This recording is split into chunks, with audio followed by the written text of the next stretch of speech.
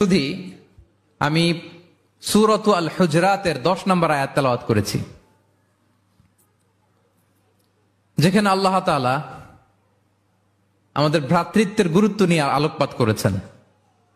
আমি মূল আলোচনায় যাচ্ছি এবং আমি সবাইকে রিকোয়েস্ট করব যে নিয়তটাকে খালেস করে একমাত্র আল্লাহ তাআলার সন্তুষ্টির জন্য 1 ঘন্টা আমরা একটু স্যাক্রিফাইস করি। কত জায়গাতে আমাদের সময় চলে যায়, হতে পারে এই 1 ঘন্টার আলোচনা তো কারোর জন্য এটা নাজাতের ওয়াসিলা হয়ে যেতে পারে। জি, আপনারা এখন যেমনি চুপচাপ নীরব, শেষ পর্যন্ত এরকম চুপচাপ নীরব থাকবেন তো? আর বিরক্ত হলে আমাকে বলবেন যে হুজুর আর না, তাহলে আমিও বেঁচে যাই। জি, মাশাআল্লাহ, তাবারাকাল্লাহ। আল্লাহ তাআলা আমাদের আশাকে, বসাকে, এই আয়োজনকে কবুল করুক। আমরা এখানে যেমনি একত্রিত হলাম, আমরা আল্লাহর জান্নাতেও যেন এমনি একত্রিত হতে পারি। আল্লাহ তৌফিক দান করুক। প্রিয় ভাইয়েরা, সূরাতুল হুজরাতের 10 নম্বর আয়াতে আল্লাহ তাআলা বলছেন, ইন্নামাল মুমিনুনা ইখওয়া। আল্লাহ বলেন বিশ্বাসীরা ভাই ভাই, মুমিনরা ভাই ভাই। আমরা মুমিনরা কি ভাই ভাই? এটা ফিল হয়? হ্যাঁ, এটা ফিল করতে হবে, শুধু মুখে বললে হবে না। আমরা কিন্তু ভাই ভাই, উই আর ব্রাদার্স ইন ইসলাম। ইন্নামাল মুমিনুনা ইখওয়া, বিশ্বাসীরা ভাই ভাই। ফাআসলিহু বাইনা আখাওয়াইকুম। আর এই ভ্রাতৃত্বের মধ্যে যদি কখনো টানাপোড়েন হয়, বোঝাপড়ায় সমস্যা হয়, বিরোধ হয়, তাহলে মিলমিশ করে দিও, তোমরা সেটা আপোষে মীমাংসা করে দিও। আদেশটা কার? আওয়াজ করে বলুন না, আদেশটা কার? বিশ্বাসীরা ভাই ভাই। এই ভ্রাতৃত্বের বন্ধনে যদি কখনো বোঝাপড়ায় ঝামেলা হয়, বিরোধ হয়, বিবাদ হয়, আপোষে মীমাংসা করে দিও, মিলে যেও। আর ওয়াত্তাকুল্লাহ, আল্লাহকে ভয় করো। লাআল্লাকুম তুরহামুন, তাহলে তোমরা অনুগ্রহ প্রাপ্ত হবে। এই আয়াতটাকে ঘিরে কিছু বার্তা আজকে এই ক্যাপটাউনের এই প্রোগ্রামে আমি শেয়ার করবো ইনশাআল্লাহ। তাহলে প্রথম মেসেজ হচ্ছে আমরা ভাই ভাই, উই অল আর ব্রাদার্স। মুমিনরা ভাই ভাই, আওয়াজ করে বলুন, মুমিনরা আমরা ভাই ভাই। পৃথিবীতে ভ্রাতৃত্ব, ব্রাদারহুড, এটা অনেক ধরনের। 1 নম্বর ভ্রাতৃত্ব হচ্ছে আল উখুয়া আল ইনসানিয়া, মানবিক দিক থেকে ভাই। যারাই মানুষ তারাই ভাই, কারণ আমাদের আদি পিতার নাম, আদি মাতা Adam and Eve. We came from the very same source, same origin. একটা জায়গা থেকে আসছে। সবার বাপ যদি একজন হয়, সবার মা যদি একজন হয়, তো আমরা সবাই কি সুবহানাল্লাহ পড়বেন না? তাহলে ভ্রাতৃত্বের একটা রূপ হচ্ছে আল উখুয়া আল ইনসানিয়া, মানবিক দিক থেকে ভাই। সেই হিসেবে হিন্দু আমার ভাই, খ্রিস্টানও আমার ভাই, বৌদ্ধ আমার ভাই, নাস্তিক আস্তিক সবাই আমার ভাই। এটা হলো ভ্রাতৃত্বের একটা ধরন। ভ্রাতৃত্বের আরেকটা ধরন হচ্ছে আল উখুয়া আন নাসাবিয়া, বংশীয় ভাই, বংশের সম্পর্ক বা রক্তের সম্পর্ক। যেমন আমার চাচাতো ভাই, খালাতো ভাই, আরো ক্লোজে গেলে আমার আপন ভাই, মায়ের পেটের ভাই, এক রক্তের ভাই, ঠিক কিনা বলেন? এটা গেল 2 নাম্বার, এটা রক্তের সম্পর্ক। তাহলে একটা হচ্ছে মানবিক দিক থেকে সম্পর্ক ভাইয়ের, সবাই ভাই ভাই। আরেকটা হচ্ছে বংশীয় বা রক্তের সম্পর্ক, আমার সিবলিং, শাকিক, আমার আপন ভাই। 2টা গেল। 3 নাম্বার হচ্ছে আল উখুয়া আদ-দীনিয়া, দ্বীনি ভাই। আর আমরা এটা নিয়েই কথা বলছি, আল উখুয়া আদ-দীনিয়া। ইন্নামাল মুমিনুনা ইখওয়াতুন, মুফাসসিরিন ইকরাম বলেছেন ইয়ানি ইখওয়াতুন ফিদ-দীন। মুমিনরা ভাই ভাই হচ্ছে 3 নাম্বার সেন্সে, আমরা দ্বীনি ভাই। আমি আপনাদের কাউকে দেখি নাই, আমাকে হয়তো সোশ্যাল মিডিয়ায় দেখেছেন, কিন্তু সরাসরি হয়তো দেখেন নাই। কিন্তু এই যে আমাদের ভ্রাতৃত্ব, এটা দ্বীনি ভ্রাতৃত্ব, দ্বীনি ভাই। আমরা কি ভাই? এবং ইন্টারেস্টিংলি এই দ্বীনি ভাই বা দ্বীনি ভ্রাতৃত্ব আগের 2টার চেয়ে মজবুত। কখনো কখনো এটা রক্তের সম্পর্ককেও ছাড়িয়ে যায়। সুবহানাল্লাহ পড়েন। বদরের যুদ্ধে এই পাশে কুরাইশরা মানে মুশরিকরা, এই পাশে মুমিনরা। এমনও হয়েছে রাসূল সাল্লাল্লাহু আলাইহি ওয়াসাল্লামের পক্ষে মুমিনদের ওখানে এক ভাই, আর আবু জাহেলের সাথে আরেক ভাই, দ্বন্দ্ব, সংঘাত। এই ভাই ওই ভাইকে হত্যা করেছে দ্বীনের কারণে। তার মানে দ্বীনি ভ্রাতৃত্ব এটা এত মজবুত, এটা মাঝে মাঝে রক্তের সম্পর্ককেও ছাড়িয়ে ছাপিয়ে উপরে উঠে যায়। আল্লাহু আকবার। তাহলে আমাদের সম্পর্কটা হচ্ছে এরকম মজবুত সম্পর্ক। প্রিয় ভাইরা, আমরা সবাই দ্বীনি ভাই। আওয়াজ করে বলুন, কি ভাই? এবং আমাদের দৃষ্টান্ত দিয়েছেন বিষ্ণু ইসলাম। তিনি বলেছেন, তোমরা সবাই দ্বীনি ভাইয়েরা সবাই মিলে এক দেহ এক প্রাণ। আওয়াজ করে বলুন, এক দেহ এক প্রাণ। শুধু মুখ দিয়ে বললেই হবে, এটা ফিল করতে হবে। আমরা সবাই এক দেহ এক প্রাণ। বিষ্ণু বলেন, মাসালুল মুমিনিনা ফি তাওয়াদ্দিহিম ওয়া তারাহুমিহিম ওয়া তাআতুফিহিম মাসালুল জাসাদ। মুমিনদের ভালোবাসা সম্পর্ক, এটার দৃষ্টান্ত হচ্ছে, পারস্পরিক ভালোবাসার সম্পর্ক হচ্ছে কামাসালিল জাসাদ। এটা একটা দেহের মতো। আমরা সবাই মিলে এক দেহ। দেহের কোনো অঙ্গ যদি ইনজুর্ড হয়, সারা দেহ যেমনি কষ্ট পায়, বিশ্বের কোথাও আমার কোনো দ্বীনি ভাই যদি কষ্ট পায়, আমাদের প্রত্যেকের হৃদয়ে রক্তক্ষরণ ঘটে। চিল্লায় বলেন ঠিক কিনা? আপনার পা কেটে গেছে, এখন আমরা কি এরকম ভাবি যে পা গেছে তো কি হয়েছে, পাই না, কষ্ট পাবে, সারা দেহ তো ওকে। ব্যাপারটা কেমন? দেখবেন পা কেটে গেলে রাতে ঘুম আসে না, ওইটার ব্যথায় জ্বর চলে আসে। এরকম আছে না নাই? এই জন্য বিষ্ণু ইসলাম বলেছেন, মাসালুল জাসাদ, একটা দেহ, দেহের এক অঙ্গ ইনজুর্ড হলে যেমনি সারা দেহ কষ্ট পায়, পুরো দেহটা রাত জেগে থাকে, জ্বর এসে যায়, তেমনি গোটা বিশ্বের কোনো প্রান্তে, কোনো জনপদে, কোনো এলাকায় কোন মুসলিম ভাইয়ের যদি কষ্ট হয়, সেটা আমাদের হৃদয়ে যেয়ে লাগে। ঠিক কিনা বলেন? ফিলিস্তিনের ভাইরা যদি কাঁদে, আমাদের ভালো লাগে? কাশ্মীরের ভাইরা যখন গৃহহীন হয়, আমরা এটা সহ্য করতে পারি? মিয়ানমারে আমার মুসলিম ভাইরা যখন নির্যাতিত হয়, আমরা কি এটা মেনে নেই? কারণ এক দেহ এক প্রাণ। আওয়াজ করে বলুন, এক দেহ এক দেহ। এটা মনে রাখতে হবে, আমরা এক দেহ এক প্রাণ। এবং বিষ্ণু ইসলাম বলেছেন যে আমাদের সম্পর্কটা হচ্ছে রোহামা উবাইনাহুম। এই যে এত বলার পর এরপর ভিডিও করে মোবাইল দিয়ে, ভলান্টিয়াররা স্টপ করে দিবেন। এবং বিষ্ণু ইসলাম এটাকে এত গুরুত্ব দিয়েছেন, আমরা যদি কোরআনের দিকে তাকাই, আল্লাহ তাআলা বলেছেন আমাদের সম্পর্কটা হচ্ছে রোহামা উবাইনাহুম। রোহামা, একে অপরের প্রতি আমরা সফট হার্টেড, রহম দিল, একে অপরের প্রতি সফট হার্টেড। কোরআনের অন্য জায়গায় এসেছে বুনিয়ানুম মারসুস, সীসা ঢালা প্রাচীরের মতো আমাদের সম্পর্ক। সুবহানাল্লাহ পড়বেন না? কখনো কখনো হাদিসে এসেছে, এক ভাই হচ্ছে আরেক ভাইয়ের মিরআতুল মুমিন। এক মুমিনের জন্য আরেক মুমিন হচ্ছে আয়না।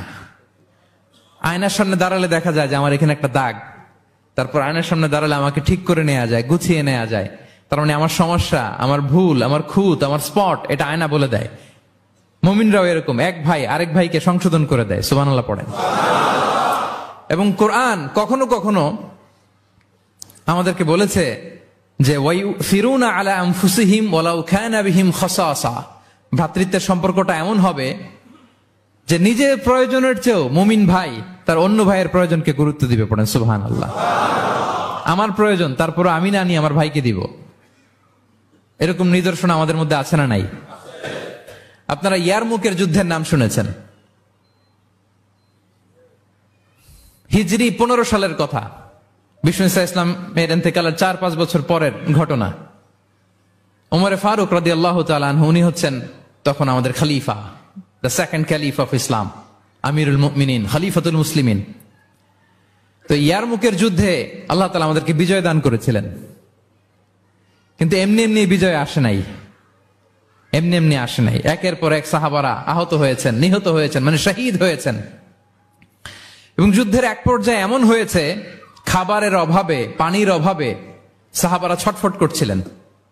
এক ফোঁটা পানি নাই, রুহু বেরোয় যায়, পানি পানি বলে চিৎকার করছেন। তৃষ্ণায় যখন কাতর, ওই সাহাবীর কাছে পানি নিয়ে আসা হলো, মশক দিয়ে পানি নিয়ে আসা হলো, সামান্য কিছু পানি যে নেন। তো উনি যখন পানি খাবেন, দেখতে পেলেন যে পাশে আরেক ভাই চিৎকার করে পানি পানি, এক ফোঁটা পানি দাও, চিৎকার করছে। ওই সাহাবী বলতেছেন আমার দরকার নেই, আমার ভাইকে নিয়ে আগে দাও, আমি পরে খাবো। আল্লাহ। ওই দ্বিতীয় সাহাবীর কাছে যাওয়া হলো এই মশক নিয়ে, যে আপনি একটু পানি খেয়ে তার হৃদয়টাকে শান্ত করেন, ঠান্ডা করেন। তিনি যখন পানি মুখে নিতে যাবেন, পাশে আরেক ভাই চিৎকার করছে পানি পানি, এক ফোঁটা পানি দাও। ওই সাহাবী বললেন আমাকে না, আমার ভাইকে দাও, আমার আগে আমার ভাইকে দাও। ওই সাহাবার কাছে নিয়ে যাওয়া হলো যে আপনি আগে খান। ওই সাহাবীর কাছে পানির মশক নিয়ে যেতে যেতেই উনি শহীদ হয়ে গেলেন। আবার মশক নিয়ে দ্বিতীয় সাহাবীর কাছে আসতে না আসতে দ্বিতীয় সাহাবীও শহীদ হয়ে গেলেন। প্রথম যিনি চিৎকার করছিলেন তার কাছে আবার মশক নিয়ে যেতে না যেতে তিনিও শহীদ হয়ে গেলেন। সুবহানাল্লাহ পড়বেন না? ওয়ায়ুসিরুনা আলা আনফুসিহিম ওয়ালাউ কানা বিহিম খাসাসা। নিজেদের প্রয়োজন থাকা সত্ত্বেও মুমিনরা তার অন্য ভাইয়ের প্রয়োজনকে প্রাধান্য দেয়। আল্লাহু আকবার। এই হচ্ছে আমাদের ভ্রাতৃত্বের দৃষ্টান্ত। তাহলে প্রথম মেসেজ হচ্ছে মুমিনরা ভাই ভাই, মুমিনরা আর আমাদের দৃষ্টান্ত হচ্ছে এক দেহ এক প্রাণ। আওয়াজ করে, এক দেহ এক প্রাণ। আর আমরা যদি কখনো বিবাদে জড়াই আমরা এটাকে সংশোধন করে দেব, আপোষে মিলমিশ করে দেব। কি বলেন? নাকি আরো লাগাই দিবেন? ঝগড়া লাগছে আর একটু লাগাই দেই? হ্যাঁ, আচ্ছা বলেন তো, আগুন লাগলে আপনারা কি দিয়ে নিভান? ওইখানে যদি কেউ তেল ঢেলে দেয় এই কাজ করবেন? মিলিয়ে দিব আমরা, পারা যাবে তো? প্রিয় ভাইয়েরা, ইউনিটির কোনো বিকল্প নাই, সংঘবদ্ধ থাকার বিকল্প নাই, সুসম্পর্কের কোনো বিকল্প নাই। আজকে যদি আপনি সমাজের দিকে তাকান দেখবেন আমাদের সম্পর্কগুলো নষ্ট হয়ে যাচ্ছে পারস্পরিক। বাবার সাথে ছেলের সম্পর্ক ভালো না, বৌমার সাথে শাশুড়ির সম্পর্ক ভালো না, ভাইয়ের সাথে ভাইয়ের সম্পর্ক ভালো না, মামাকে দেখলে ভাগিনা সালাম দেয় না, আছে না? নেই? চাচার সাথে ভাতিজার সম্পর্ক ভালো না, স্ত্রীর সাথে স্বামীর সম্পর্ক ভালো না। কত রিপোর্ট যে আমাদের কাছে আসে। নেতার সাথে কর্মীর সম্পর্ক ভালো না, এরকম আছে না? নাই? তাহলে আমাদের মধ্যে সম্পর্কের টানা পড়েন, গ্যাপ, এটা আছে না নাই বলেন? এই সম্পর্কের টানা পড়েনের জন্য আমরাই দায়ী। এর কারণ হচ্ছে আমরা সম্পর্কগুলোর যত্ন নেই না। আপনি যদি একটা গাছ লাগান, লাগিয়ে যদি রেখে দেন এটা বাঁচবে? এটা কি করতে হয়? পরিচর্যা করতে হয়, যত্ন নিতে হয়, সার দিতে হয়, পানি দিতে হয়, নিড়ানি দিতে হয়, আগাছা পরিষ্কার করতে হয়। তার মানে গাছ লাগালে এটার যত্ন নিতে হয়। কথা বুঝতে পেরেছেন? আমাদের যে সন্তান, ওদেরকে যদি আপনি এমনি ছেড়ে দিয়ে রাখেন মানুষ হবে না, তাদের যত্ন নিতে হয়, ফলে মানুষের মতো মানুষ হয়। ঠিক কিনা বলেন? তো আমরা সবকিছু টেক কেয়ার করি, যত্ন নেই, কিন্তু আমাদের সম্পর্কগুলোর যত্ন নেই না। এজন্য পারস্পরিক সম্পর্কগুলোর যত্ন নিতে হবে আমার ক্যাপটাউনের ভাইয়েরা, যাতে সম্পর্কগুলো নষ্ট না হয়। কি বলেন? যত্ন নিবেন? যত্ন নিবেন? হ্যাঁ। এখন আজকে আমি এই ড্যামেজ রিলেশনশিপ কিভাবে জোড়া লাগাবেন, সম্পর্কের কিভাবে এটা ফিক্স করবেন, সম্পর্ককে কিভাবে টিকিয়ে রাখবেন, যত্ন নিবেন, এটার কিছু ইসলামিক ফর্মুলা আপনাদের সাথে শেয়ার করবেন ইনশাআল্লাহ। সবাই বলুন ইনশাআল্লাহ। কিভাবে আমাদের মধ্যে আন্তরিকতা বাড়বে, ঘনিষ্ঠতা বাড়বে, হৃদ্যতা বাড়বে, এটার ইসলামিক ফর্মুলা 10টা ফর্মুলা শেয়ার করবেন ইনশাআল্লাহ। জানতে মনে চায়? আচ্ছা ইনশাআল্লাহ। তাহলে শুরু করছি, কি করে আমরা আমাদের সম্পর্কগুলোর যত্ন নিব, কি করে আমাদের পারস্পরিক হৃদ্যতা, ভালোবাসা, আন্তরিকতা বাড়াবো, এ ব্যাপারে কোরআন এবং সুন্নাহ আমাদেরকে কি বলে। এক নম্বরে প্রিয় ভাইরা, এক নম্বরে কোরআন আমাদেরকে আমাদের পারস্পরিক হৃদ্যতা, ভালোবাসা বাড়ানোর জন্য যে গাইডলাইন দেয় সেটা হচ্ছে দেখা হলেই সালাম দাও। দেখা হলেই কি? সালাম। সালাম দিলে সম্পর্ক বাড়ে। আলহামদুলিল্লাহ পড়বেন না? কোরআন বলছে ফাইদা দাখালতুম বুয়ুতান ফাসাল্লিমু আলা আনফুসিকুম তাহিয়াতাম মিন ইনদিল্লাহি মুবারাকাতান তাইয়্যিবা। তোমরা যখন ঘরে প্রবেশ করবে তোমরা নিজেদেরকে সালাম দাও, মানে বলো আসসালামু আলাইকুম। এটা হচ্ছে তাহিয়াতাম মিন ইনদিল্লাহ, আল্লাহর পক্ষ থেকে অভিবাদন পদ্ধতি। এটা আল্লাহ শিখিয়েছেন। গ্রিটিংস আমরা তো বলি হ্যালো, হাই, তারপর গুড মর্নিং, গুড ইভিনিং, এগুলো বলি, কিন্তু আল্লাহ শিখিয়েছেন আসসালামু আলাইকুম। আদম আলাইহিস সালামকে যখন আল্লাহ তাআলা তৈরি করলেন 60 হাত লম্বা করে বানালেন। কয় হাত? আপনি কয় হাত? আপনিও 60 হাত। আমাদের হাতে রাফলি 3.5 হাত। কিন্তু আদম আলাইহিস সালাম তিনি লম্বায় কত ছিলেন? তো আদম আলাইহিস সালাম যখন সৃষ্টি হলেন তখন আল্লাহ তাআলা আদম আলাইহিস সালামকে বললেন, আদম তুমি সালাম দাও। কি দাও? ফেরেশতারা বসা ছিল, সাল্লিম আলা উলাইকান নাফার, সালাম দাও। ওই যে মোবাইল দিয়ে ভিডিও করে।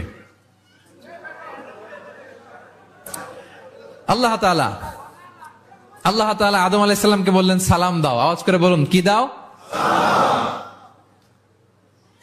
হে আদম তুমি বলো আসসালামু আলাইকুম। আদম আলাইহিস সালাম বললেন আসসালামু আলাইকুম। তা আল্লাহ বললেন এটা তোমার এবং তোমার পরবর্তী পৃথিবীতে যারা আসবে তোমাদের অভিবাদন পদ্ধতি, গ্রিটিং, স্যালুটেশনস দেয়ার সিস্টেম। কেন বললেন? কারণ শয়তান অহংকারের কারণে বিতাড়িত হয়েছে। আল্লাহ চান যে আদম আলাইহিস সালাম যেন বিতাড়িত না হন।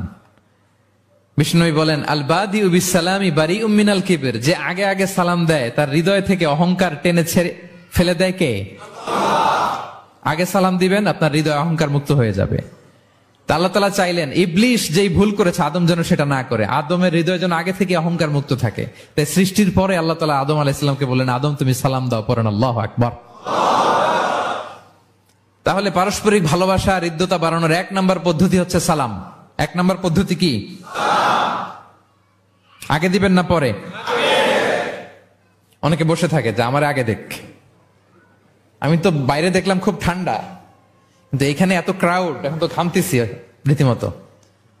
থাক প্রিয় ভাইয়েরা, অসুবিধা নেই, থাক। আগে দিবেন না পরে? বাসায় যে এখন আসতে হয়ে গেছে সাউন্ড, হ্যাঁ আচ্ছা। ভাবিরাও উপরে আছে, দুই পক্ষে আমার ব্যালেন্স করে বলতে হবে।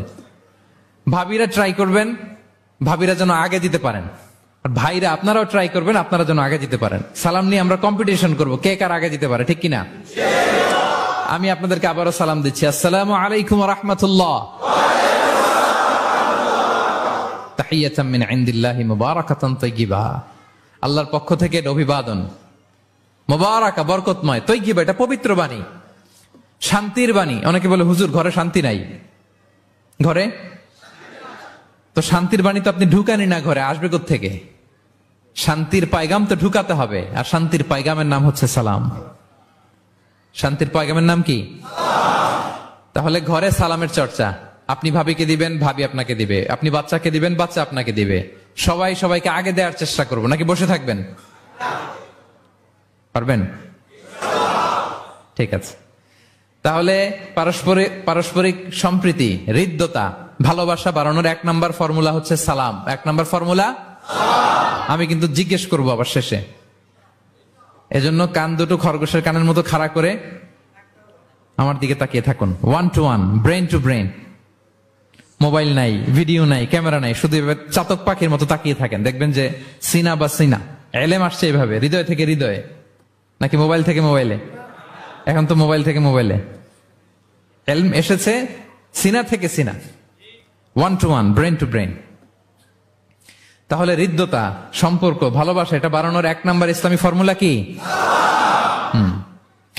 এবং বিষ্ণু ইসলাম বলেছেন এই সালাম যদি দাও তাহলে তোমাদের পারস্পরিক ভালোবাসা বাড়বে। তিনি বললেন আওয়ালা আদুল্লুকুম আলা শাইইন ইযা ফাআলতুমুহু তাহাব্বাবতুম, হে সাহাবীরা আমি কি তোমাদেরকে একটা টিপস শিখাই দিব না, যেটা করলে তোমাদের মধ্যে ভালোবাসা বাড়বে?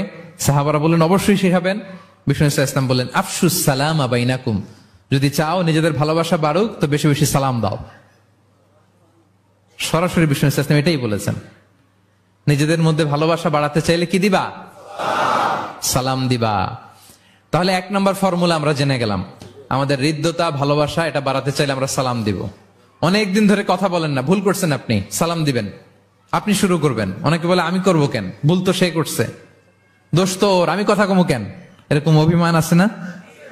এই অভিমান আর গো ধরে বসে থাকবেন? আর আওয়াজ করে বলেন থাকবেন, বরং কি করবেন?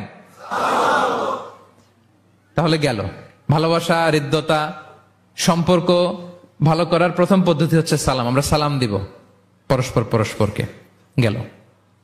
2 নাম্বার টিপস বা ফর্মুলা হচ্ছে স্মাইলিং ফেসে থাকা, মানে মুচকি হাসির একটা ভাবে থাকা সব সময়, এটা সুন্নাহ। মুচকি হাসি, কি হাসি? প্রিয় ভাইরা খেয়াল রাখবেন, হাসি এটা কিন্তু ইতিবাচক ভাবে সংক্রামক, মানে এটা ছড়ায়। আমি হেসে হেসে কথা বললে শ্রোতাও একটু হাসি খুশি ভাব, আমি গোমরামুখ আপনারাও গোমরামুখ, এরকম হয় না? এবং দেখবেন যে সব সময় একটু স্মাইলিং ফেসে থাকে তাকে সবাই পছন্দ করে। কথা বলেন ঠিক কিনা? হাসি এটা পজিটিভলি সংক্রামিত হয়, ছড়ায়, অন্যকে প্রভাবিত করে। এবং মানসিক স্বাস্থ্যের সাথে হাসির সম্পর্ক আছে। যারা গোমরামুখ থাকে এরা অসুস্থ থাকে বেশি, আর যারা হাসি খুশি থাকে এরা সুস্থ থাকে বেশি। এজন্য হাসবেন তো, নাকি চেহারা গোমরা করে রাখবেন? এই দেখছেন সবার মধ্যে একটা হাসি হাসি ভাব চলে আসছে, আলহামদুলিল্লাহ বলেন। তাহলে পারস্পরিক সম্প্রীতি ভালোবাসা বাড়ানোর পদ্ধতি হচ্ছে কারোর সাথে কথা বললে, দেখা হলে আমরা একটা স্মাইলিং ফেসে থাকবো, মুচকি হাসি। হাসি 3 ধরনের আমার ক্যাপটাউনের ভাইরা। কয় ধরনের? একটা হচ্ছে কহকহা, অট্ট হাসি, এটা জায়েজ নাই। এই যে আমরা ছোটবেলায় আলিফ লালার মধ্যে আলিফ লালার দত্ত হা হা হা হা করে একটা হাসি দিত না? এই হা হা হা করে এই হাসি দেয়া যাবে নিষেধ। উদাহরণ দেওয়ার জন্য আমি বললাম আর কি। আচ্ছা, আরেকটা হচ্ছে আদ-দেহেক। আদ-দেহেক মানে স্বাভাবিক হাসি, একটু দাঁত দেখা যায়, এটা জায়েজ, এটা দেয়া যাবে। সবচেয়ে ভালো এন্ড রেকমেন্ডেড এন্ড সুন্নাহ হচ্ছে তাবাসসুম, মুচকি হাসি। আল্লাহু আকবার। বিষ্ণু ইসলামের চেহারা মোবারকের মধ্যে সব সময় মুচকি হাসির একটা রেশ ওনার ঠোঁটে লেগেই থাকতো। সাহাবী আব্দুল্লাহ ইবনে হারিস রাদিয়াল্লাহু তাআলা আনহু বর্ণনা করেন, তিনি বলেন, মা রাআইতু আহাদান আকসারা তাবাসসুমান মিন রাসূলিল্লাহি সাল্লাল্লাহু আলাইহি ওয়াসাল্লাম। তিনি বলেন, আমি আমার জীবদ্দশায়, আমার জীবনে রাসূল সাল্লাল্লাহু আলাইহি ওয়াসাল্লামের চেয়ে বেশি কাউকে মুচকি হাসি অবস্থায় থাকতে দেখি নাই। সব সময় মুচকি হাসি, একটা স্মাইলিং ফেস থাকবেন, নাকি গোমরা মুখ থাকবেন? হ্যাঁ, কি করবেন? মুচকি হাসি। এবং আপনি আপনার ভাইয়ের দিকে তাকিয়ে মুচকি হাসি যদি দেন, বিষ্ণু সাল্লাল্লাহু আলাইহি ওয়াসাল্লাম বলেন, তাবাসসুমুকা ফি ওয়াজহি আখিকা সাদাকা, your smile to your brother it's a charity. তুমি তোমার ভাইয়ের দিকে তাকিয়ে যে মুচকি হাসি দাও, এটা দিলেও সাদাকার সওয়াব হয়ে যায়। আপনি দিলেন হাসি, আমলনামায় যুক্ত হলো কি? সাদাকা। হ্যাঁ, এবং বিষ্ণু সাল্লাল্লাহু আলাইহি ওয়াসাল্লাম বলেছেন, তুমি কোন কাজকে লা তাহকিরান্না মিনাল মা'রুফি শাইআ, কোন কাজকে ছোট করে দেখবে না, কোন নেক আমলকে। যদিও তুমি তোমার ভাইয়ের চেহারার দিকে মুচকি হাসি দিয়ে তাকাও, এটাও সাদকা দেওয়ার সওয়াব। তাহলে আমরা কারোর সাথে যখন কথা বলবো, দেখা হবে, আমরা একটা স্মাইলিং ফেসে থাকবো, গোমরা মুখ থাকবো না। কি বলেন, পারা যাবে? সব সময় স্মাইলিং ফেস, মুচকি হাসি। বিষ্ণু ইসলাম মুচকি হাসতেন। মুচকি যারা হাসি তাদেরকে সবাই পছন্দ করে। মুখটা যদি গোমরা করে কেউ রাখে, দেখতে ভাল লাগে, কথা বলতে ভাল লাগে। দেখবেন অনেক বড়দেরকে বাচ্চারা ভয় পায়, কাছে যায় না। কেন বলেন তো? গম্ভীর থাকে। আবার অনেক মানুষের কাছে তাকে দেখলেই বাচ্চারা দৌড়ে কোলে কোলে উঠতে যায়, আছে না নাই? Smiling face.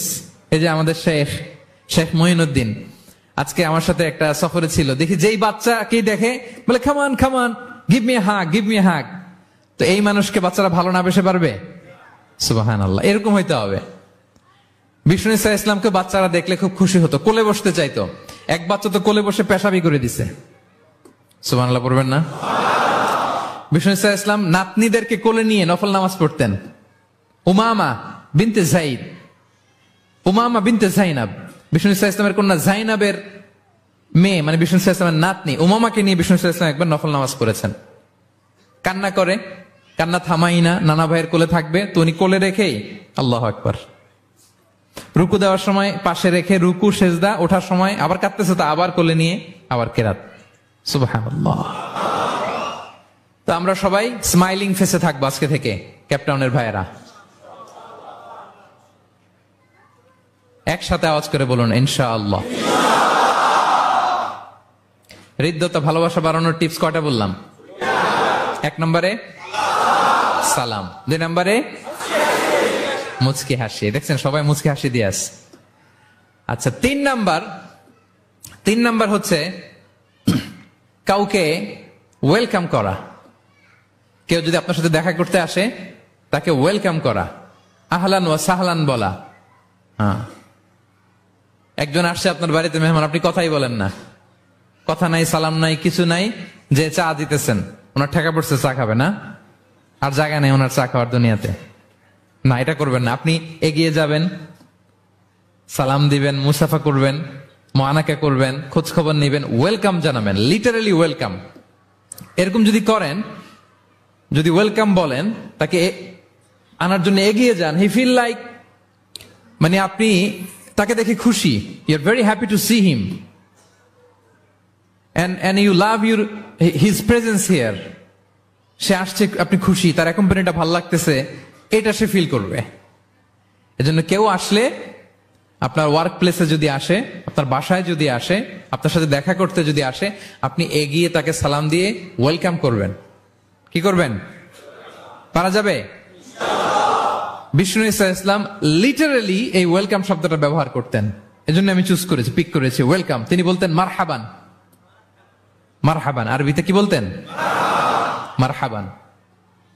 আমরা যে বলি বাংলায় আহলান ওয়া সাহলান ওয়া মারহাবান, এই বিষ্ণু ইসলাম লিটারালি মারহাবান শব্দটা ব্যবহার করতেন। এগুলোকে কার্টিসি বলে। এগুলোকে কি বলে? Social manner, কার্টিসি। দেখেন বিষ্ণু ইসলাম আমাদেরকে কিভাবে কার্টিসি শেখায়, কিভাবে সোশ্যাল ম্যানার শেখায় আমাদেরকে। বিষ্ণু ইসলাম সরাসরি মারহাবান বলতেন, স্বাগতম জানাতেন, যাতে করে ওই লোকটা ভালো ফিল করে, সে বোঝে যে তাকে দেখে আপনি হ্যাপি। বলেন তো, রাসূল সাল্লাল্লাহু আলাইহি ওয়াসাল্লামের সময়কালে ইসলামের সবচেয়ে বড় শত্রু কে ছিল? আবু জাহেল। তার ছেলের নাম কি কেউ বলতে পারেন? ইকরামা। ইকরামা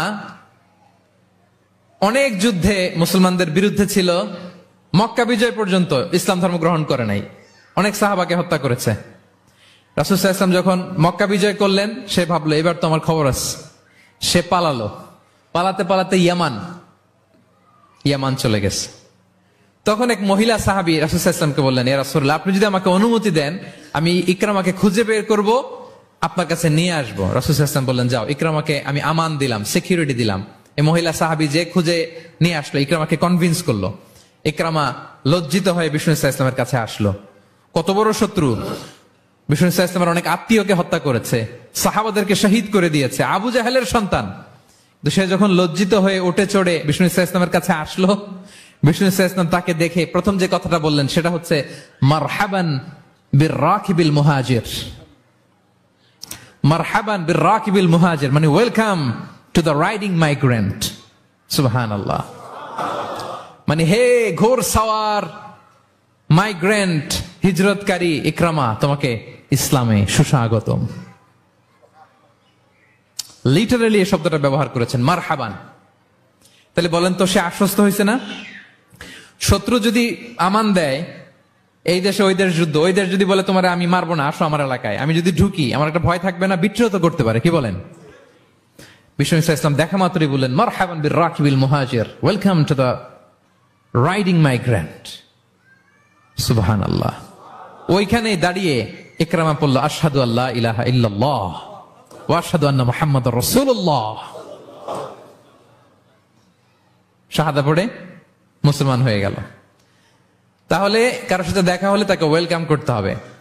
আপনার মনে হতে পারে বিশেষ কারণে তাকে মারহাবান বলছে, এমনি হয়তো বিষ্ণু ইসলাম বলতো না ঘরে বাইরে, না, ইভেন ঘরে কাছের মানুষদেরকেও তিনি মারহাবা বলতেন। ইভেন ওনার মেয়ে ফাতেমা রাদিয়াল্লাহু তাআলা আনহা, নিজের মেয়ে, এরে মারহাবা বলা দরকার আছে? ফাতেমা আসলে বলতো মারহাবা। সুবহানাল্লাহ নাই? আম্মা জান আয়েশা রাদিয়াল্লাহু তাআলা আনহা বর্ণনা করেন যে একবার আমাদের বাসায় ফাতেমা আসলো, নবীর মেয়ে। আর ফাতেমার হাঁটাটা ছিল নবীর হাঁটার মতো। আমি হাদিস বলে আবার বাংলা বেশি বললে সময় লেগে যাবে। ফাতেমার হাঁটা ছিল নবীর হাঁটার মতো। ফাতেমা যখন আসলো, ফাতেমাকে দেখেই বিষ্ণু ইসলাম বললেন মারহাবান বিবনাতি, মারহাবান বিবনাতি, ওয়েলকাম টু মাই ডটার। হে আমার কন্যা ফাতেমা, তোমাকে ওয়েলকাম। আপনি আপনার মেয়েকে দেখে বলছেন কখনো? আপনার ছেলেকে বলেন, আপনার ওয়াইফকে বলেন মারহাবান, ওয়েলকাম, স্বাগতম? এমন হয় না যে আপনি রয়ে গেছেন কেপটাউনে, ভাবি বেড়াতে গেছে দেশে 2 মাসের জন্য, এরপর ভাবি আসলো, আপনি এয়ারপোর্টে ফুল নিয়ে দাঁড়িয়ে রইলেন, দেখা মাত্র কি বলবেন? Welcome to Cape Town. কি পারবেন না? ভাবিরা কিন্তু উপরতলায় বড্ড খুশি হয়ে যাচ্ছে, বলবেন। আবার ভাবিরাও অনেকদিন পরে আপনার হাজবেন্ডকে যখন পাবেন, আসবে, বলবেন ওয়েলকাম, তোমাকে সুস্বাগতম। পারা যাবে? রাসূল সাল্লাল্লাহু আলাইহি ওয়াসাল্লামের চাচাতো বোন, নাম উম্মে হানি, আবু তালেবের কন্যা। বিদায় মক্কা বিজয়ের সময় রাসূল সাল্লাল্লাহু আলাইহি ওয়াসাল্লাম মক্কায় গোসল করতেছিলেন এক বাসায়। ফাতেমা রাদিয়াল্লাহু তাআলা আনহা একটা পর্দা টেনে দিলেন, উনি পানি ঢালতেছেন, গোসল করেন, হঠাৎ কে যেন ঘরে ঢুকলো। বিষ্ণু সাল্লাল্লাহু আলাইহি ওয়াসাল্লাম বললেন, কে? ওনার কাজিন চাচাতো বোন উম্মে হানি বললেন, আমি উম্মে হানি। বিষ্ণু সাল্লাল্লাহু আলাইহি ওয়াসাল্লাম পর্দার এপাশ থেকে গোসল করতেছে, উনি বলতেছেন, মারহাবান বি উম্মে হানি, welcome welcome Umme Hani to my house. আল্লাহু আকবার। এবং ফরেন যত ডেলিগেশন আসতো, বিদেশি প্রতিনিধি, তাদের প্রত্যেককে বিষ্ণু সাল্লাল্লাহু আলাইহি ওয়াসাল্লাম বলতেন, মারহাবান বিল কওম ও মারহাবান বিল ওয়াফদি গায়রা খাযায়া ওয়ালা নাদামা। যত ডেলিগেশন আসতো এদেরকে বলতেন, welcome welcome to Medina city, আসেন, ওয়েলকাম। তাহলে প্রিয় ভাইরা, আমাদের পারস্পরিক সম্পর্ক, হৃদ্যতা, ভালোবাসা বাড়ানোর 3 নম্বর ফর্মুলা হচ্ছে, কেউ আমার বাসায় আসলে, কেউ আমার অফিসে আসলে, কেউ আমার সাথে দেখা করতে আসলে, আমি তাকে ওয়েলকাম করব। কি করব? মনে থাকবে তো? কয়টা গেল? 1 নাম্বার কি ছিল?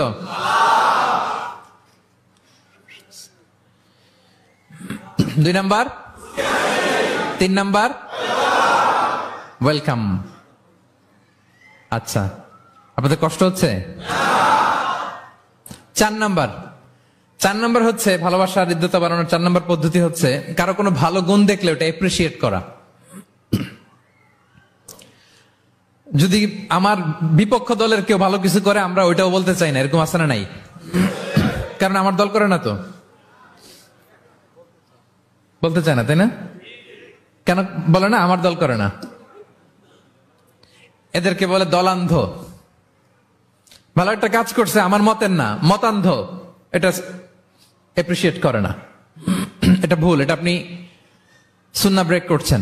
সুন্নাহ হচ্ছে যে দলের হোক, যে মতের হোক, এমনকি ভিন্ন ধর্মী হোক, ভালো করলে এটা ক্রেডিট দিতে হবে, ভালো করলে এপ্রিসিয়েট করতে হবে, কমপ্লিমেন্ট দিতে হবে। আমরা অন্যের ভালো কাজের স্বীকৃতি দিতে চাই না, কার্পণ্য করি, ক্রেডিট দিতে চাই না, প্রশংসা করি না। আমরা গুণমুগ্ধ হই কিন্তু গুণগ্রাহী হতে চাই না। কারো একটা ভালো গুণ দেখে আমি ভিতরে ভিতরেও এত সুন্দর, কিন্তু বলি না, প্রকাশ করি না, এটা ঠিক না। সুন্নাহ হচ্ছে কারো ভালো কোনো গুণ দেখলে এটা প্রকাশ করা, এপ্রিসিয়েট করা। কি করা? এপ্রিসিয়েট করা। কারো ভালো গুণ দেখলে এপ্রিসিয়েট করবেন, যাতে সে উৎসাহিত হয়। বিষ্ণু সাল্লাল্লাহু আলাইহি ওয়াসাল্লাম করতেন। বিষ্ণু সাল্লাল্লাহু আলাইহি ওয়াসাল্লাম একবার এক হাদিসে 7 জন সাহাবীর 7টা গুণের কথা বলেছেন, মানে তাদেরকে এপ্রিসিয়েট করেছেন। এক হাদিসে 7 জন। কয়জন? তিনি বলেন, আরহামু উম্মতি বি উম্মতি আবু বকর। আবু বকরের সামনে বলতেছে, আমার এই উম্মতের মধ্যে সবচাইতে সফট হার্টেড পারসন হচ্ছে আবু বকর। নরম দিল, নরম দিল। কি দিল? বিষ্ণু সাল্লাল্লাহু আলাইহি ওয়াসাল্লাম যখন ইন্তেকাল করলেন, ওনাকে খলিফা বানানো হলো। তো খলিফাই তো ইমাম মসজিদে নববীর। নামাজের সময় হয়েছে, উনি দাঁড়াইছেন। একামত হয়েছে, উনি কান্নার চোটে কেরাতি পড়তে পারে না। কেন? কারণ উনি ভাবতেছে, কাইফা আকুমু মাকামা রাসূলিল্লাহ, আমি কিভাবে নবীর জায়গায় দাঁড়িয়ে ইমামতি করব। গতকাল তো এখানে নবী দাঁড়িয়ে ইমামতি করেছে, আমি নবীর জায়গায় ইমাম হব কিভাবে? এই ভাবনা থেকে উনি কাঁদতে কাঁদতে ওনার তেলাওয়াতি শুনতো না। পিছনে কমপ্লেন আসছে পরে, ওনার তেলাওয়াত আমরা শুনতে পাই না। আরহামু উম্মতি বি উম্মতি আবু বকর। এরপর বিষ্ণু বললেন, ওয়া আশাদ্দুহুম ফি আমরিল্লাহি উমর। আর আল্লাহর দিন বাস্তবায়নে সবচাইতে কঠোর হচ্ছে ওমরে ফারুক। সবচাইতে কঠোর, সবচাইতে কঠোর। বিষ্ণু বলেন, ওমর, তুমি যদি কোনো রাস্তা দিয়ে হাঁটো, শয়তান যদি দেখে, শয়তান ওই রাস্তা রেখে দিয়ে অন্য রাস্তা দিয়ে হাঁটে। আবার বিষ্ণু বলেন, আমার পরে কোনো নবী নাই, লা নাবিয়্যা বা'দি ওয়ালা রাসূল, আমার পরে কোনো নবী নাই, রাসূলও নাই। তবে লাউ কানা বা'দি নাবিয়্যুন লাকানা উমর, আমার পরে নবী হওয়ার যোগ্যতা যদি কারো থাকে, আমার সাহাবী ওমরের সেই যোগ্যতা আছে। প্রভু তুমি বলেছ রাসূল দেবে না, বলনি দেবে না ওমর, বলনি দেবে না হামজা তারিক, খালিদ বিজয় সমর। প্রভু তুমি বলেছ রাসূল দেবে না, বলনি দেবে না ওমর, বলনি দেবে না হামজা তারিক, খালিদ বিজয় সমর। প্রভু তুমি বলেছ রাসূল দেবে না। আল্লাহু আকবার।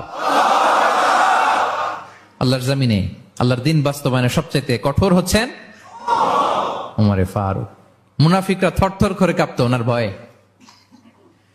আমাদের দেশে বাচ্চারা যদি না খায়, রাতের বেলা বাচ্চারা খেতে চায় না, তো মায়েরা ভয় দেখায় খাও, এই খাও, নাহলে কিন্তু বিড়াল আসবে, কুকুর আসবে। কুকুর বললে খুব আমার ছোট মেয়েটাও ভয় পায়, কুকুরের আওয়াজ শুনলে ভয় পায়। তো খেতে না চাইলে বলে এই কুকুর আসবে, কিন্তু কুকুর এটা করে না। বাচ্চাদেরকে খাওয়াতে গেলে যখন জ্বালাতন করে খেতে চায় না, মায়েরা কি বলে, এই ভূত আসবে, এই কুকুর আসবে। মদিনায় কি করতো জানেন? বাচ্চারা খেতে না চাইলে মায়েরা বলতো, হা হুয়া ইয়াতি উমর, হা হুয়া ইয়াতি উমর, তাড়াতাড়ি খাও, এই যে ওমর আসতেছে, ওমর। What a personality. ওয়া আশাদ্দুহুম ফি আমরিল্লাহি উমর। আল্লাহর দিন বাস্তবায়নে সবচেয়ে কঠোর ছিলেন ওমর রাদিয়াল্লাহু তাআলা আনহু। ওয়া আসদাকুহুম হায়াআন উসমান। আর সবচেয়ে লজ্জাশীল ছিল আমার সাহাবীর মধ্যে কে? উনি এত লজ্জাশীল ছিলেন, উনাকে দেখে ফেরেশতারা লজ্জা পেয়ে যেত। আল্লাহ আল্লাহ, এত লজ্জাশীল, ফেরেশতারা লজ্জা পেয়ে যেত। ওয়া আকরাউহুম লিকিতাবিল্লাহি উবাই ইবনে কাব। আল্লাহর কিতাব সবচাইতে বিশুদ্ধ করে তেলাওয়াত করতে পারতো উবাই ইবনে কাব রাদিয়াল্লাহু তাআলা। এই মোবাইলটা বন্ধ করতে হবে। ওই যে সবচাইতে চমৎকার করে কোরআন তেলাওয়াত করতে পারতো বিশুদ্ধ ভাবে, কারীদের মতো করে কে? উবাই ইবনে কাব। ও আফরাদুহুম যায়েদ ইবনে সাবিত। ফারায়েজের বিধিবিধান, মানে বাবা মারা গেলে সন্তান যে ওয়ারিস হয়, দ্য ল অফ ইনহেরিটেন্স, এটার ব্যাপারে এক্সপার্ট সাহাবী হচ্ছে যায়েদ ইবনে সাবিত রাদিয়াল্লাহু তাআলা আনহু। ওয়া আ'লামুহুম বিল হালালি ওয়াল হারামি মুআয ইবনে জাবাল। আর আমার সাহাবাদের মধ্যে হালাল হারামে স্পেশালিস্ট হচ্ছে মুআয ইবনে জাবাল। ওয়া ইন্না লিকুল্লি উম্মাতিন আমিন ওয়া আমিনু হাযিহিল উম্মতি আবু উবাইদা ইবনুল জাররাহ। সব উম্মতের মধ্যে একজন বিশ্বস্ত গার্ডিয়ান থাকে, আমার উম্মতের মধ্যে বিশ্বস্ত গার্ডিয়ান সাহাবীর নাম হচ্ছে আবু উবাইদা ইবনে জাররাহ। সুবহানাল্লাহ পড়েন। আচ্ছা, ওই সাহাবীদের সামনে দাঁড়িয়ে বিশ্বনবী যখন এই এপ্রিসিয়েশন দিচ্ছে, বলেন তো সাহাবীদের কেমন লাগতেছে? কেমন লাগতেছে? আল্লাহ, এপ্রিসিয়েশন দিচ্ছে তো এলাকার মেয়র, তাই না? এমপি, প্রেসিডেন্ট, খোদ বিশ্বনবী, খোদ। দেখেন, উনি চাইলে না বললেও পারতেন, তাদেরকে ইন্সপায়ার করার জন্য তাশজিআন তাদের প্রশংসা করেছেন, এপ্রিসিয়েশন। দেখতেছে যে আবু বকর খুব নরম দিল, তিনি বললেন। দেখতেছেন যে ইসলাম প্রচারে ওমর খুব শক্ত মজবুত, তাকে এপ্রিসিয়েট করলেন, ক্রেডিটটা তাকে দিলেন। তাহলে বিশ্বনবী ক্রেডিট দিতে কখনো কার্পণ্যতা করতেন? গুণগ্রাহী ছিলেন। কিন্তু আমরা ভালো কিছু দেখলে এটা যে ভালো এতটুকু বলতে চাই না। এরকম করবেন আর না, এরকম করবেন না। সাহাবীদের মধ্যে সবচেয়ে সুরেলা গলার সাহাবী ছিলেন আবু মুসা আল আশআরী রাদিয়াল্লাহু তাআলা আনহু। একদিন তিনি আবু মুসাকে বলেন, আবু মুসা, তুমি যে রাতে তেলাওয়াত করো আমি কিন্তু শুনি। ইয়া রাসূলুল্লাহ, আপনি কি করে শুনেন? আমার বাড়ি কই, আপনি থাকেন কই? বলতেছে, গত রাতে তুমি সূরা কাহফ তেলাওয়াত করছো না? বলছে, জি করছি তো। আপনি কিভাবে শুনলেন? বলতেছে, তোমার ঘরের পাশ দিয়ে যাচ্ছিলাম, এত সুন্দর করে তুমি তেলাওয়াত করতেছো আবু মুসা। লাকাদ উতিতা মিজমারান মিন মাযামিরি আলি দাউদ। আল্লাহ তাআলা দাউদ আলাইহিস সালামের গলায় যে সুরের ঝংকার দিয়েছেন, আমার সাহাবীদের মধ্যে আল্লাহ তোমার গলায় ওই সুরের ঝংকার ঢুকাইয়া দিয়েছে। বলেন, বিশ্বনবীর কাছ থেকে যখন উনি এটা শুনছেন, ওনার কেমন লাগছিল? হ্যাঁ, how does he feel that time? মানে ফিলিংসটা কেমন লাগছে? হ্যাঁ, আমাদেরকে তো একজন বড় কেউ প্রশংসা করলে আমরা কত খুশি হয়ে যাই। বিশ্বনবী স্বয়ং প্রশংসা করেছেন, সুবহানাল্লাহ। দেখেন প্রিয় ভাইরা, বিশ্বনবী সাল্লাল্লাহু আলাইহি ওয়াসাল্লাম শুধু মুমিনদেরকে, মুসলিমদেরকে যদি এটা করতেন তাহলে একটা কথা ছিল, পানি পানি থাক, 1 ঘন্টার জন্য একটু কষ্ট করতে হবে। আমি পানি না খেয়ে কথা বলতেছি না, একটু কষ্ট করেন। এই পানি, এই চানাচুর, বিস্কিট দেওয়া শুরু করলে আলোচনার ফ্লো নষ্ট হয়ে যায়। পানিটা থাক, একটু পরে আমরা পানি খাবো ইনশাআল্লাহ। আমার দিকে তাকান, আমার দিকে তাকান। ওই যে আরেকজন দায়িত্ব পালন করতেছে মোবাইল নিয়ে, আমার দিকে তাকান। আমরা তো আমার দলের বাইরে কেউ ভালো কিছু করলে বলি না। বিষ্ণু ইসলাম ইহুদির প্রশংসা করেছেন। আপনি আছেন কই মিয়া? ইহুদি। উহুদের যুদ্ধে বিষ্ণু ইসলামের সাথে মদিনার যে ইহুদিরা, তাদের কন্ট্রাক্ট ছিল মদিনা কেউ অ্যাটাক করলে সবাই মিলে মদিনাকে রক্ষা করবে। কিন্তু কুরাইশরা আক্রমণ করলো, এখন আর কেউ বেরোয় না। বনু কাইনুকা, বনু নদীর, বনু কুরাইজা কেউ আর যায় না, কেউ যায় না। বিশ্বনবী কি করবেন? নিজেই বেরোলেন সাহাবাদেরকে নিয়ে। মাঝপথে আবার মুনাফিকরা ফিরে গেল, কোন ইহুদি যায় নাই, কথা রাখে নাই, একজন ইহুদি ছাড়া। তার নাম মুখাইরিক। তার নাম কি? মুখাইরিক। অন্য ইহুদিদেরকে বলতেছে, ইহুদিরা তোমরা না মুহাম্মাদের সাথে চুক্তি করেছো মদিনায় অ্যাটাক হলে সবাই মদিনাকে সেভ করবা, তোমরা যাও আর না যাও আমি যাব, আমি আমার কথা রাখবো, আমার কথার দাম আছে। এবং সে বলল, আমি যদি এই যুদ্ধে নিহত হই আমার সম্পদের মালিক হয়ে যাবে মুহাম্মদ, আমার কোনো ছেলে মেয়ে পাবে না। মুখাইরিক বীর দর্পে ঘোড়া হাঁকিয়ে উহুদের ময়দানে যুদ্ধে গেল মুহাম্মদ সাল্লাল্লাহু আলাইহি ওয়াসাল্লামের পক্ষে, কুরাইশদের বিপক্ষে। বীর দর্পে যুদ্ধ করতে করতে সে নিহত হলো। যুদ্ধ শেষে শহীদ সাহাবাদের লাশ যখন বিষ্ণু ইসা ইসলামের সাথে আনা হলো, কাছে আনা হলো, মুখাইরিকের লাশও আনা হলো। মুখাইরিক তো মুমিন ছিল না, কি ছিল? সাহাবারা বলে, রাসূলুল্লাহ মুখাইরিক আপনার পক্ষে লড়াই করে নিহত হয়েছে। বিষ্ণু ইসা ইসলাম অনেকক্ষণ মুখাইরিকের দিকে তাকিয়ে রইলেন আর বললেন, মুখাইরিক খায়রু ইয়াহুদ, Mukhayriq is the best of the Jewish. ইহুদিদের মধ্যে সর্বশ্রেষ্ঠ জুইশ হচ্ছে মুখাইরিক। পড়েন আল্লাহু আকবার। Appreciation, giving credit to others.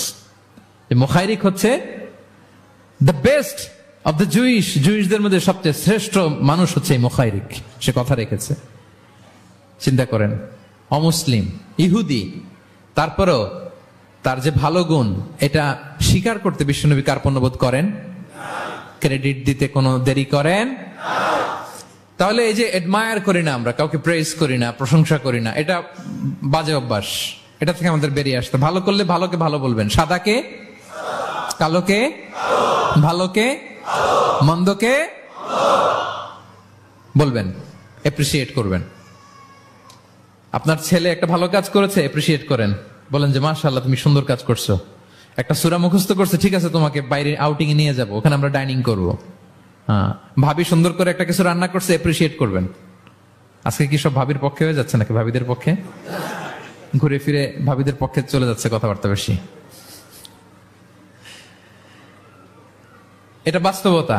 আপনার স্ত্রী যদি আপনার জন্য ভালো কিছু রান্না করে, ভালো লাগলে আপনি বলবেন যে খুব ভালো হয়েছে আজকের রান্নাটা। অনেকে আছে যে তার ওয়াইফ অনেক চমৎকার করে রান্না করছে, কিন্তু সে কোনোদিন মুখ খুলে কিছু বলে না। এরকম আছে না নাই? এমনটা করবেন না। এবং অনেক হাজবেন্ড হয়তো স্ত্রীর জন্য অনেক কিছু করে, গিফট এনে দেয়, অনেক স্ট্রাগল করে, অনেক কিছু করে, কিন্তু স্ত্রী মুখ ফুটে হাজবেন্ডকে বলে না। এটা বলবেন, মুখ ফুটে বলবেন আজকে থেকে, এপ্রিসিয়েট করবেন, ভালো দেখলে এটা ভালো বলবেন, ক্রেডিট দিবেন। আমার ক্যাপটাউনের ভাইরা, পারা যাবে? কয়টা গেল? 1 নম্বরে, 2 নম্বরে মুচকি আসে, 3 নম্বরে, 4 নম্বরে এপ্রিসিয়েশন। আচ্ছা, 5 নম্বরে,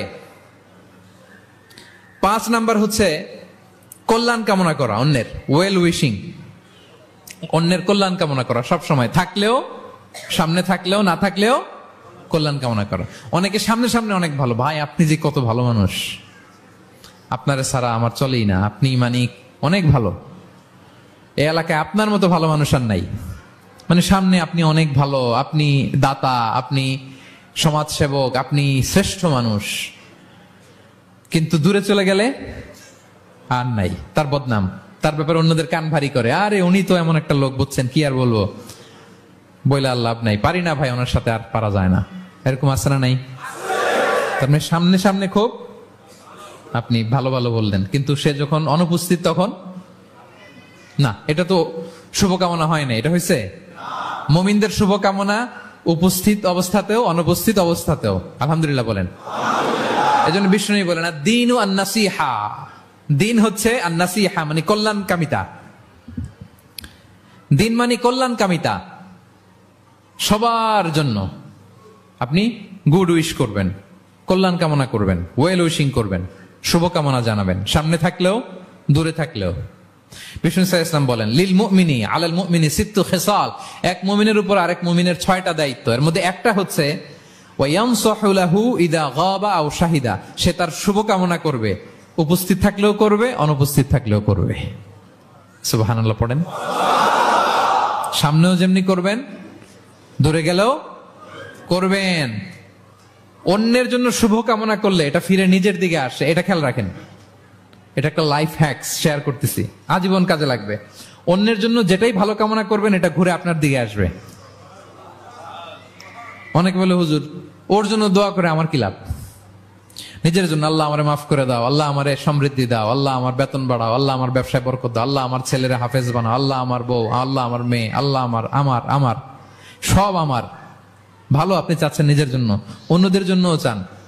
আল্লাহ আমার সব ভাইদেরকে মাফ করো, আল্লাহ আল্লাহ আমার গোটা মুসলিম উম্মাকে তুমি বরকত দাও, কল্যাণ দাও, নেতৃত্বে আসার তৌফিক দাও, আল্লাহ সবাইকে সুস্বাস্থ্য দাও। এটা ফিরে আপনার দিকে আসবে। অন্যের জন্য শুভকামনা বহুগুণ বৃদ্ধি হয়ে নিজের দিকে রিটার্ন করে। বিষ্ণু সাল্লাল্লাহু এটাই বলেছেন, মা মিন আবদিন মুসলিমিন ইয়াদউ লিআখিহি বিযাহরিল গায়বি ইল্লা ক্বালা লাহুল মালাকু ওয়া লাকা বিমিসলিন। কেউ যদি তার ভাইয়ের অনুপস্থিতি তার ভাইয়ের জন্য দোয়া করে, ফেরেশতারা ওই দোয়াটা তার জন্য আগে আগে করে। তাহলে অন্যের জন্য শুভকামনা করলে, দোয়া করলে লাভ না লস? ধরেন আমি মোশাররফ ভাইয়ের জন্য দোয়া করলাম যে আল্লাহ মোশাররফ ভাইকে তুমি সুস্থ করে দাও, তখন ফেরেশতারা বলে আল্লাহ যিনি দোয়া করতেছে তার যদি কোনো রোগ বালাই থাকে আগে তারে সুস্থ করে দাও। ধরেন আমি বেলায়েত ভাইয়ের জন্য দোয়া করতেছি, আল্লাহ বেলায়েত ভাইয়ের এই সমস্যা আল্লাহ তুমি দূর করে দাও, ফেরেশতারা বলবে আল্লাহ যিনি দোয়া করতেছে তার যদি এই সমস্যা থাকে আগে তারে এটা দূর করে দাও। ধরেন আমি দোয়া করলাম আল্লাহ আমার এই ভাই, আল্লাহ সে গরিব, তার অর্থের বড্ড অভাব, দারিদ্রতা, আল্লাহ তুমি আমার ভাইয়ের দারিদ্রতা দূর করো। ফেরেশতারা বলে ওয়ালাকা বিমিসলিন, তোমার জন্য এটা, মানে আল্লাহ যিনি দোয়া করতেছে তার যদি অর্থের প্রয়োজন থাকে আগে তার দারিদ্রতা দূর করে দাও। তাহলে বলেন তো অন্যের জন্য দোয়া করলে লাভ না লস? অন্যের জন্য ভালো দোয়া করলে এটা নিজের দিকে আসে। কিসের দিকে আসে? তাহলে শুভ কামনা 5 নম্বরে কি? আচ্ছা, 10টার মধ্যে কয়টা বলে ফেলছি? ক্লান্ত হচ্ছেন না তো আপনারা? শুভ কামনা নিয়ে একটা গল্প বলে আমি 6 নম্বরে যাচ্ছি। এক লোক মাগরিবের নামাজের আগে তার বন্ধুর জন্য দোয়া করতেছে, আল্লাহ আমার বন্ধুকে তুমি একটা সুন্দরী, রূপবতী, গুণবতী, নেককার, মুতিয়া, কানেতা, জামিলা, রায়েআ, একজন রূপবতী নেককার স্ত্রী দাও আল্লাহ। কতদিন ধরে তার বিয়েটা ঝুলে আছে, আল্লাহ তুমি ব্যবস্থা করে দাও, সুন্দরী, নেককার, আল্লাহওয়ালা। তো সে তো তার বন্ধুর জন্য প্রাণ ভরে দোয়া করতেছে, আর তার স্ত্রী ওয়াইফ পাশেই ইফতারি রেডি করতেছিল। এই দোয়া শুনে মহিলা তো তেলে বেগুনে জ্বলে উঠছে, দৌড়ে আসে বলছে, এই তুমি কিসের দোয়া করো, রাখো। সে বেচারা মোনাজাতের মধ্যে তো ভরকে গেছে, ভয়ে বলে কি হইলো, আমি তো দোয়া করতেছি আমার বন্ধুর জন্য। তো মহিলা বলে, তুমি কি মনে করছো আমি হাদিসটা জানি না? অন্যের জন্য কোন ভালো দোয়া করলে আগে যেটা নিজের জন্য কবুল হয় তুমি মনে করছো আমি জানি না? তুমি ভাবছো হাদিস শুধু তুমি একা জানো, আমি জানি না? না, কি সব দোয়া করো এগুলা? আল্লাহু আকবার, আল্লাহ রহম করুক। প্রিয় ভাইরা, এটা বলার উদ্দেশ্য হচ্ছে আপনি ভালো কিছু অন্যের জন্য চাইলে আল্লাহ তাআলা এটা নিজের জন্য কবুল করে নেয়। তাহলে অন্যের জন্য কল্যাণ কামনা করা, এটা হচ্ছে হৃদ্যতা, ভালোবাসা, সুসম্পর্ক বাড়ানোর 5 নাম্বার টিপস। কয় নাম্বার? আচ্ছা, 6 নাম্বার টিপস হচ্ছে বিপদে কাউকে সাহায্য করা। কি করা? বিপদে সাহায্য করা। বিপদে যে সাহায্য করে সেই আসল বন্ধু, ঠিক কিনা? কাউকে যদি বিপদের সময় আপনি সাহায্য করেন সে আজীবন মনে রাখবে আপনাকে। সে যদি কৃতজ্ঞ মানুষ হয়, ভালো মানুষ হয়, আজীবন আপনাকে মনে রাখবে, কখনো ভুলবে না। এবং বিষ্ণু ইসলাম বলেন, ওয়াল্লাহু ফি আউনিল আবদি মা দামাল আবদু ফি আউনি আখি। আল্লাহ তাআলা ততক্ষণ পর্যন্ত বান্দার সাহায্যে থাকে যতক্ষণ বান্দা তার ভাইয়ের সাহায্যে থাকে। তাহলে আপনি যদি আল্লাহর সাহায্য চান আপনার কি করতে হবে বলেন তো? আপনার ভাইকে সাহায্য করতে হবে। আল্লাহু ফি আউনিল আবদি মা দামাল আবদু ফি আউনি আখি। খেয়াল করেন কথাটার ওজন কত বেশি। আল্লাহ ততক্ষণ বান্দার সাহায্যে থাকে যতক্ষণ বান্দা তার ভাইয়ের সাহায্যে থাকে। আমি আমার ভাইকে সাহায্য করলে আল্লাহর পক্ষ থেকে সাহায্য নাজিল হবে। আল্লাহ বলে, এই বানি আদম দাও দাও, তুমি দিলে আমি তোমারে দেব। আনফিক উনফিক আলাই, এই বানি আদম দাও আমি তোমারে দেব। সুবহানাল্লাহ। আমরা অন্যরে দিতে চাই না, কিন্তু ওনার কাছ থেকে চাই। তাহলে আল্লাহর সাহায্য পাওয়ার প্রথম শর্ত হচ্ছে মানুষকে সাহায্য করা। কি বলেন? তাহলে 6 নাম্বার, পারস্পরিক সম্পর্ক যে আমরা যত্ন নিব বলছি, এই যত্ন নেওয়ার 6 নাম্বার টিপস হচ্ছে, ভালোবাসা বাড়ানোর 6 নাম্বার টিপস হচ্ছে টু হেল্প ইন ডেঞ্জার, বিপদে সাহায্য করা। কি করা? নট নেসেসারিলি যে সবসময় টাকা দিয়েই সাহায্য করতে হবে। টাকা ছাড়া সাহায্য করা যায় না। সে জানে না কি করতে হবে, বললেন, পরামর্শ দিলেন, টাকা লাগলে কখনো টাকা দিলেন। নতুন আসছে কেপ টাউনে, কিছু জানে না, ব্যবসা বাণিজ্য কোথায় কি, একটু বুদ্ধি পরামর্শ দিলেন। এটাও কিন্তু সাহায্য। যার যেভাবে সাহায্যের প্রয়োজন, যদি আপনি আপনার ভাইয়ের সাহায্যে থাকেন, আসমান থেকে আল্লাহর সাহায্য পাবেন। বিষ্ণু ইসলাম নবী হওয়ার আগে ওনার 5টা স্পেশাল কোয়ালিটি ছিল। কয়টা? এর মধ্যে 2টা এই পয়েন্টের সাথে যায়। সেটা হচ্ছে, আর এটা বলছে ওনার খোদ স্ত্রী, প্রথম স্ত্রী, বিশ্বনবীর প্রথম স্ত্রীর নাম খাদিজাতুল কুবরা তাহেরা রাদিয়াল্লাহু তাআলা আনহা। কারো ব্যাপারে যদি সঠিক তথ্য জানতে চান, তার ওয়াইফকে নক করবেন, মানে তার স্ত্রীর কাছ থেকে রিপোর্ট নেবেন, আসলটা পেয়ে যাবেন। কয়েকটা জায়গায় নক করলে পাওয়া যায়। বড় সাহেবের তথ্য যদি জানতে চান, বড় সাহেবের দারোয়ানকে জিজ্ঞেস করেন, বড় সাহেবের ড্রাইভারকে জিজ্ঞেস করেন, বড় সাহেবের ঘরের কাজের বুয়াকে জিজ্ঞেস করেন, আর বড় সাহেবের বিবিকে জিজ্ঞেস করেন। এই 4 জনকে জিজ্ঞেস করলেই বড় সাহেবের গোমর, আসল তথ্য এদের কাছ থেকে পাওয়া যাবে। বিষ্ণু ইসলামের স্ত্রী আম্মাজান খাদিজা বলেন, বিষ্ণু ইসলামের 5টা গুণ ছিল নবী হওয়ার আগেই। এর মধ্যে একটা হচ্ছে ওয়া তাহমিলুল কাল্লা, তিনি মানুষের বোঝা বইয়ে দিতেন। সুবহানাল্লাহ পড়বেন না? একজন লাকড়ি নিয়ে যাচ্ছে, ভারী, পিঠ কুঁজো হয়ে যাচ্ছে ব্যথায়, বিশ্বনবী নিজের কাঁধে নিয়ে ওটা বহন করে দিতেন। ওয়া তাকসিবুল মা'দুমা, অন্যের জন্য উপার্জন করতেন, নিজে ছাগল চড়ায় ওই টাকাগুলো যারা খেতে পায় না তাদের হাতে তুলে দিতেন। মা বা'আসাল্লাহু নাবিয়্যান ইল্লা রাআল গানাম, পৃথিবীতে এমন কোন নবী নাই যে নবীরা ছাগল চড়ায় নাই। সাহাবারা বললেন, ওয়া আনতা ইয়া রাসূলুল্লাহ, হে নবী আপনিও?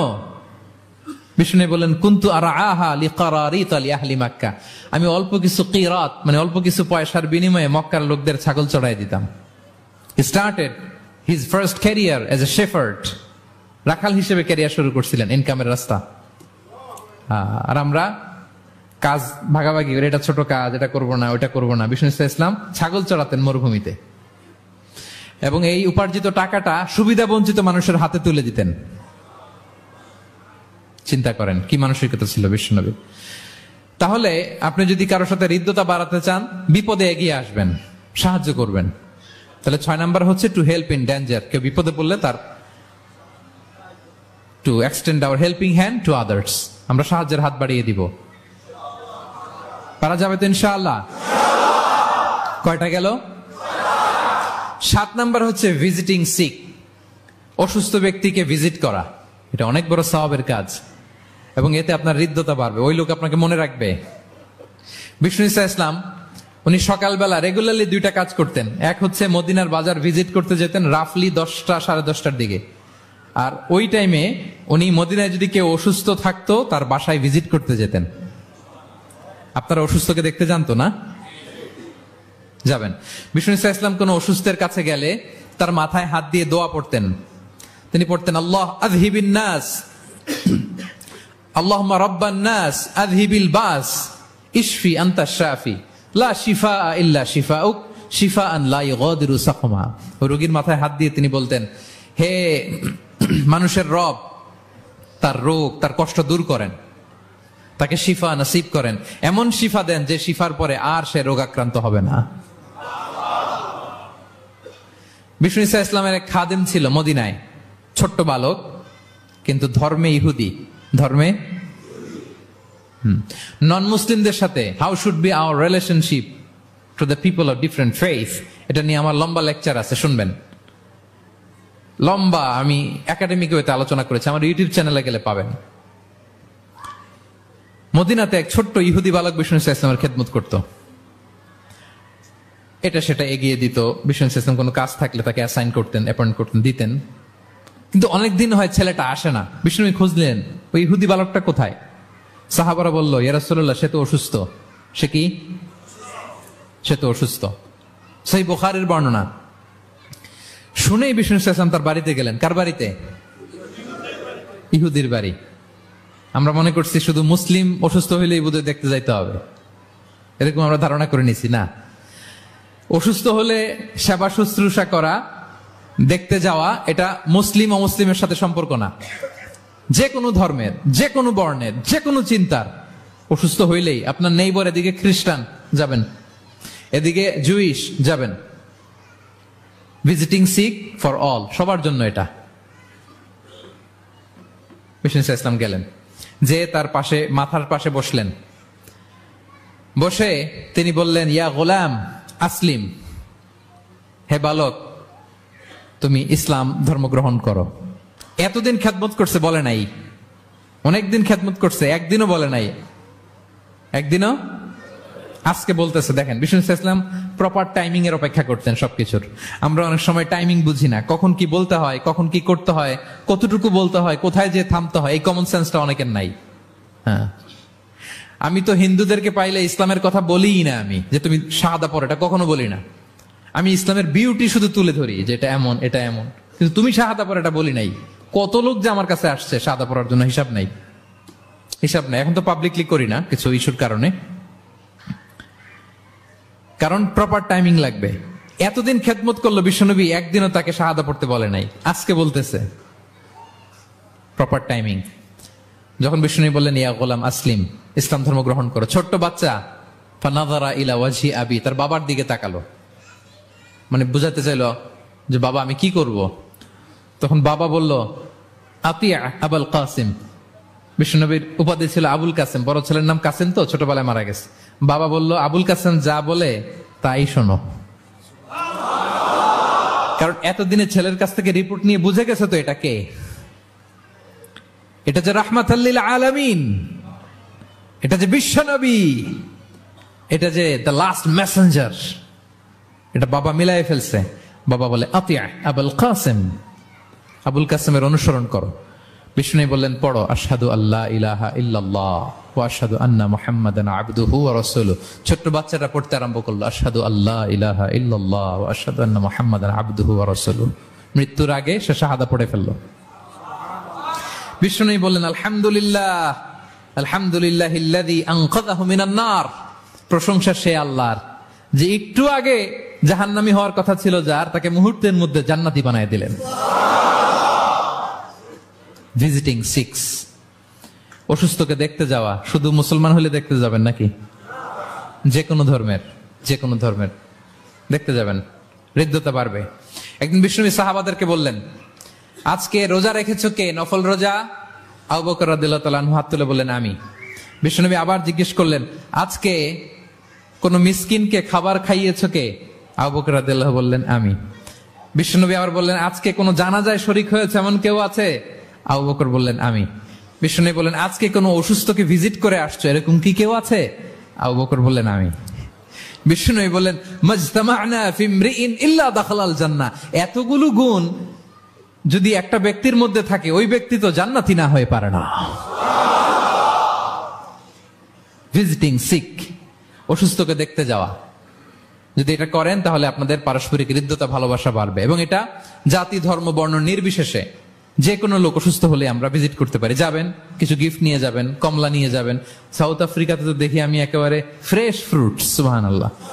আমি যেখানেই গেছি কোনো ফরমালিন নাই, তাজা, টাটকা, ফ্রেশ, এত সুন্দর স্মেল, এত সুন্দর টেস্ট এটার, আলহামদুলিল্লাহ। বস্তা ভরে ফল নিয়ে দেখতে যাবেন, পারা যাবে তো? 7 নম্বরে কি ছিল বলে গেছে, ভিজিটিং সিক্স, অসুস্থ কে দেখতে যাওয়া। পারবেন? পারবেন? কয়টা হইল? আর বাকি রইল কয়টা? কষ্ট হচ্ছে? মনোযোগ আছে না গেছে? তাকবীর পড়ুন, আল্লাহু আকবার।